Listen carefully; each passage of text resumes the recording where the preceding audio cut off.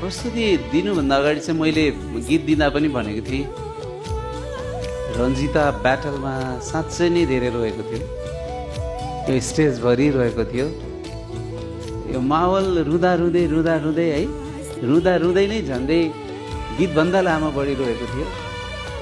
अनि त्यो धुन पनि बजिरहेको थियो। अनि जाँदै मेलिनाले ठ्याक्क भनेको पनि याद छ मलाई, त्यो बाँसुरीले त झन् फिलिङ्स ल्यायो, रन्जिता त साँच्चै रोयो भनेपछि मलाई त्यो गीतको याद आयो कि नकआउटमा म त यही गीत दिनुपर्छ, मलाई बाँसुरीले रोयो है।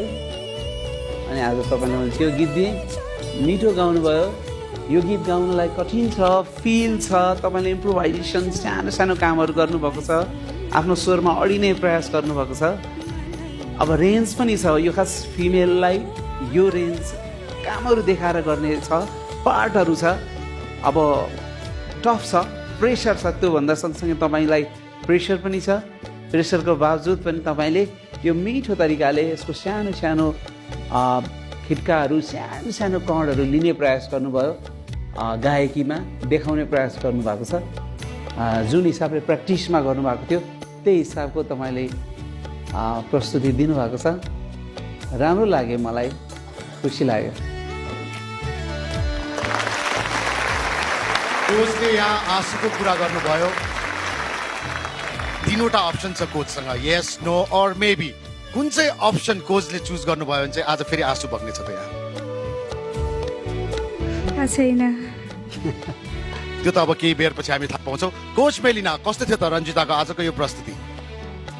साँच्चै नै एकदमै मिठो गाउनुभयो रन्जिताले।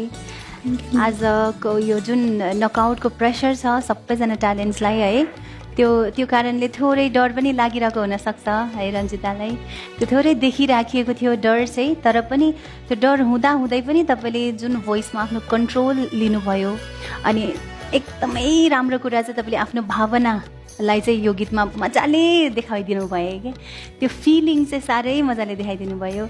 अनि त्यो एउटा ठाउँमा त मलाई हाम्रो सिनियर, हाम्रो लेजेन्ड सिङ्गर दी अन्जु दिदीको जस्तै सुने क्या, त्यो सम्झना भन्ने त्यो पार्टमा चाहिँ क्या, सम्झना आउँछ नि स्टोरी भन्ने पार्टमा सेम त्यस्तै सुने मैले। सो आज चाहिँ उहाँको यति मिठो गीत तपाईँले त्यही फिलमा चाहिँ यति कन्ट्रोल भोइसमा र साह्रै राम्रो आफ्नै इम्प्रोभाइजेसन्सहरू पनि दिएर गाउनु हुँदाखेरि चाहिँ मन नै एकदमै प्रफुल्लित भयो। तपाईँलाई धेरै बधाई छ। अब आज जे हुन्छ जस्तो हुन्छ, तर तपाईँ सधैँभरि आफ्नो करियरमा चाहिँ अगाडि बढ्नु होला, बाहिर इन्डस्ट्रीमा चाहिँ तपाईँले एकदमै राम्रो गर्नुहुनेछ फ्युचरमा भन्ने चाहिँ मलाई पुरा आशा छ। So all the very best तपाईँलाई त ल। Thank you.